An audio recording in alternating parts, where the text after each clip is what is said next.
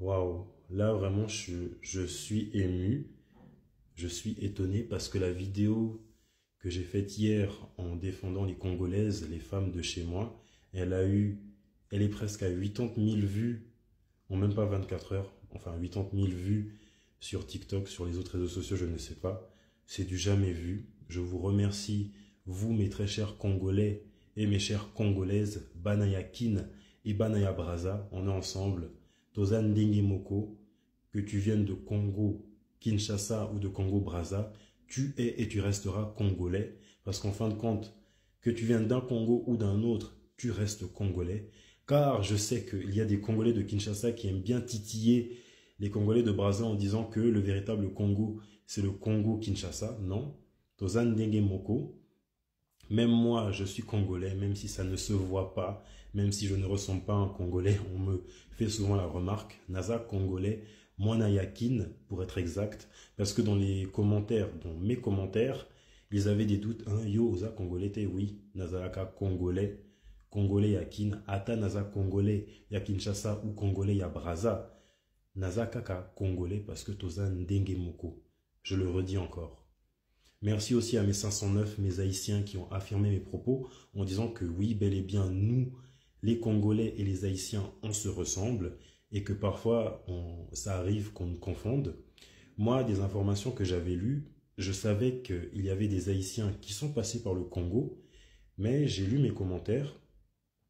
Je ne savais pas, et je viens de l'apprendre, que c'est l'esclavage qui nous a vraiment rapprochés. Et c'est pour ça que nous, les Congolais et les Haïtiens, on se ressemble pour la plupart comme deux gouttes d'eau. En fait, ce scandale, il tombe vraiment à pic, et je perds mes mots à cause de l'émotion. Ce scandale, il tombe vraiment à pic parce que j'ai pu parler de deux sujets que j'avais en tête, mais je ne savais pas comment les aborder. Ça tombe vraiment à pic parce qu'il y avait encore un autre sujet, une autre réflexion dont je voulais aborder. Pourquoi on dit que les Camerounaises, elles sont musclées, alors que ce n'est pas vrai? Je n'oublie pas la Camerounaise qui a dit des propos graves envers les Congolaises. Hein. Celle-là, je ne la défends pas, vous pouvez en faire ce que vous voulez. Mais la question reste, pourquoi on dit que les Camerounaises, elles sont musclées? Bon, mes Congolais, moi j'avais dit que nous et les Haïtiens, on se ressemble, on a des similitudes, mais vous savez, il y a l'un de nos voisins, le Cameroun, on a aussi des similitudes, parce que nous sommes des Bantous, les Congolais de Kinshasa, nous sommes des Bantous, les Congolais de Brazza sont des Bantous, les Angolais sont aussi des Bantous, parce que tout comme le sort, la façon dont les Congolais de Kinshasa traitent les Congolais de Brazza, ils sont aussi pareils avec les Angolais en disant que les Angolais, ce sont des faux Congolais, ils s'approprient notre langue. Vous serez surpris de savoir que lors des concerts de vos artistes préférés qui sont Congolais, il y a aussi des Angolais dans la salle. Des Angolais simples, qui savent parler le lingala, parfois le lingala et le portugais, ou des Congolais angolais. Il y a aussi les Camerounais qui sont également des Bantous. Je me rappelle une fois, sur Twitter, j'avais vu une langue du Cameroun. J'hésitais entre le Douala et l'Ewondo. J'avais retweeté le tweet, mais c'est tellement loin dans mes retweets. Et j'avais demandé de l'aide à Grok. Il a su m'aider. Il y a des ressemblances entre des mots en Ewondo Douala et le Lingala que je vais citer maintenant. Il y a pour commencer le cou, Kingo en Lingala, King en Ewondo, les pieds, Makolo en Lingala, Mekol en Ewondo, les yeux, Miso en Lingala, Miss en Ewondo, la gorge, Mongongo ou Mongongo en Lingala, Ngong en Ewondo, les mains, Maboko en Lingala, Mo en Ewondo, le ventre, Libumu en Lingala, Aboum en Ewondo.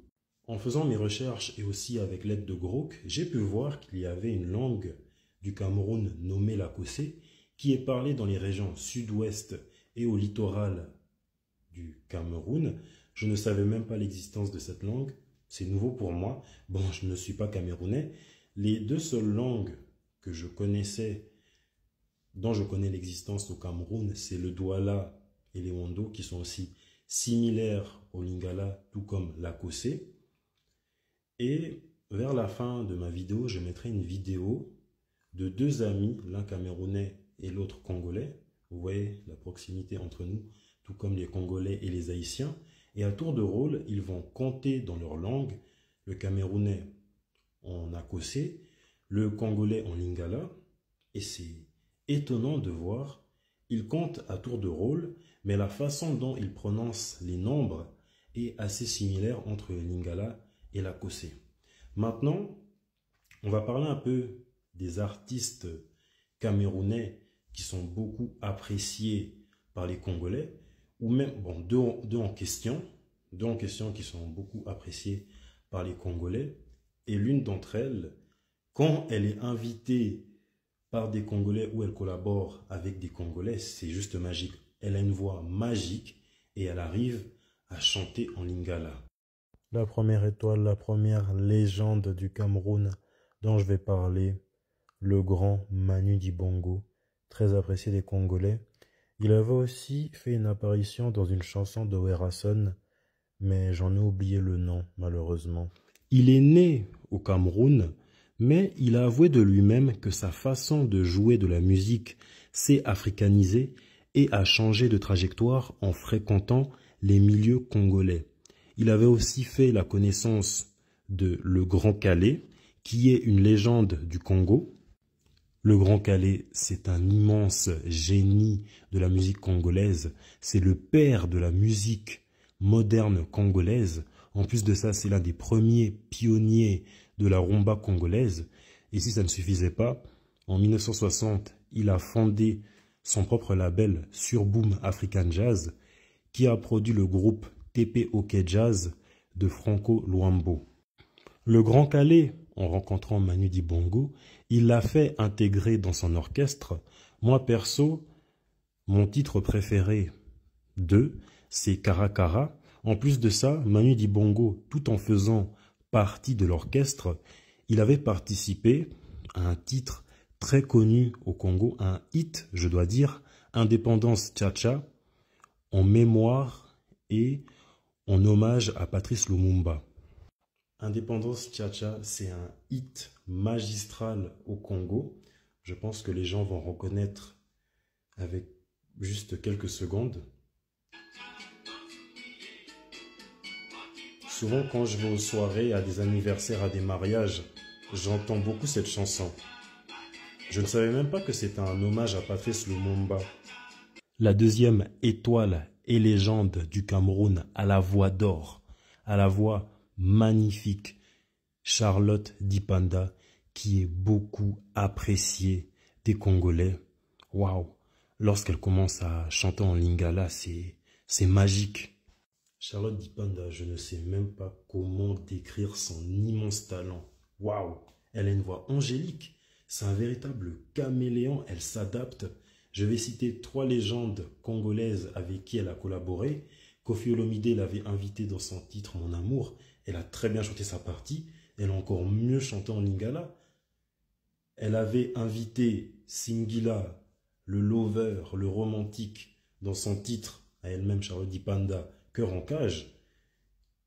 Singila, il a chanté, elle a chanté sa partie, mais elle a encore mieux chanté en Lingala, ou encore dans l'album Formule 7 de Fally. Waouh, ça fait bientôt 2 ans que cet album magnifique est sorti. Elle a très bien chanté sa partie, elle a encore mieux chanté en Lingala. Je crois que c'est le hit qui est chanté en Lingala où elle a le plus chanté en Lingala. Malgré cette haine par ces 2 artistes exceptionnels, Charlotte Dipanda et le feu Manu Dibango, par nos langues qui se ressemblent parce que nous sommes des Bantous, les Camerounais et les Congolais, vous pouvez vous détester autant que vous voulez, mais on est proches, on est liés. On est liés. Dernière chose que j'ai oublié, le Lingala, la plus belle langue d'Afrique, parce que c'est véridique. Le Lingala et l'anglais, ce sont 2 langues qui sont faciles à apprendre, même si elles n'ont rien à voir l'une et l'autre. Moi, j'aime la façon dont notre langue elle est exportée en Afrique. Les Ivoiriens savent parler le Lingala, certains. Bon, eux, ils ont des influences congolaises, mais je suis choqué quand je vais à l'église, je vois des Camerounais qui savent parler et qui comprennent le lingala, qui comprennent ou qui le parlent. Ils savent aussi chanter nos chansons. Bon, voilà, je suis avec mon frère congolais. Nous sommes tous descendants d'une même mère et d'un même père. C'est ce qu'on dit, nous les Sawa. Alors, on est bien dans le Sawache au Cameroun. Alors, Junior, on va compter de 1 à 10 en langue Sawa Bantou et en lingala. Ok? Allons-y, oui. Alors, quand moi je dis en Douala que mort, tu dis quoi? Moko, Miba, Mibale, Milalo, Misato, Minei, Minei, Mitanu, Mitano, Mutoba, Motoba, Samba, Sambo, Lombi, Mwambi, Dubois, Libois, Dombi. Zomi. Ah, on est tous des Congolais. Oui, on a une même. Les Douala et les Congolais, c'est des frères. Vraiment. Allez, Ça, c'est vrai. merci. Dans la vidéo que j'ai pu joindre des deux amis, l'un camerounais et l'autre congolais, qui comptent dans leur langue natale, vous avez pu entendre que les deux langues sont quasi similaires, le lingala et le douala. J'ai fait une erreur, ce n'était pas la kossé, la langue que le camerounais il utilisait pour compter, c'était en douala, une langue parlée par le peuple des Sawa au Cameroun. J'ai fait une erreur sur ça. Pour terminer ma vidéo, je tenais à dire les Camerounais, lorsque les Ivoiriens ont perdu Arafat et ont pleuré, nous aussi, les Congolais, nous avons pleuré. Parce que DJ Arafat est beaucoup apprécié par les Congolais. Lorsque vous-même, les Camerounais, vous étiez en deuil, vous étiez en train de pleurer parce que vous aviez perdu la légende qui est Manu Dibango, sachez que nous aussi, les Congolais, au Congo, nous étions tristes, nous avons pleuré parce que Manu Dibango, il est très apprécié par les Congolais. Les Camerounaises sont de très belles femmes. Cessez de les comparer à des hommes. Cessez de dire qu'elles sont musclées. Ma foi, voilà, elles ont leur caractère. Peut-être qu'elles ont un caractère fort. Ça dépend de la personne, ça dépend du pays. Vous ne faites que propager la misogynie noire en les comparant à des hommes.